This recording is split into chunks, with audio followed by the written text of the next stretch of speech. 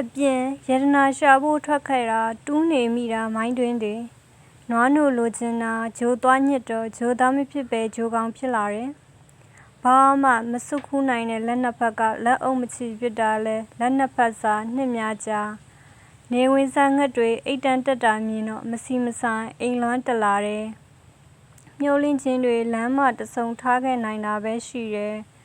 ကိုအညွန့်လေးတလူလူတက်ဖို့အမေအခက်လက်တွေချိုးချိုးပေးရဒီလောက်တောင်ပဲလာသားရဲ့ပြန်ခဲ့ပါတဲ့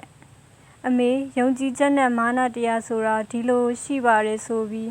ရသမျှဒုက္ခတွေအမေစီခဏခဏပြန်ရောင်းခဲ့အမေပေးသမျှတွေကဟောင်းနှမ်းပြက်ရှပျက်စီးဆွေးမြေ့ပြီးကိုပေးခဲ့တဲ့အမျှော်တွေသာညနေတိုင်းလမ်းမထွက်တဲ့မျက်ရည်တွေဖြစ်အခုတော့စိတ်ညစ်ညစ်ရှိတိုင်းအမေပခတ်နဲ့လွှဲသိပ်သလိုမူးပြီးမှအိပ်ပျော်လာတတ်တကယ်တော့ဘာမဟုတ်တဲ့မာနနဲ့ဘာမှမယူနိုင်လဲနေပါစေအမေကြိုက်တဲ့သပင်ပုံလေးညက်ပြီးတက်တက်ရရပြန်လာတယ်ဆိုရင်ပဲရင်ဘက်ကလေးလက်နဲ့ဖိပြီးပြုံးပြုံးကြီးရက်ကြည့်နေမယ်ဆိုတာသားသိပါရဲ့အမေ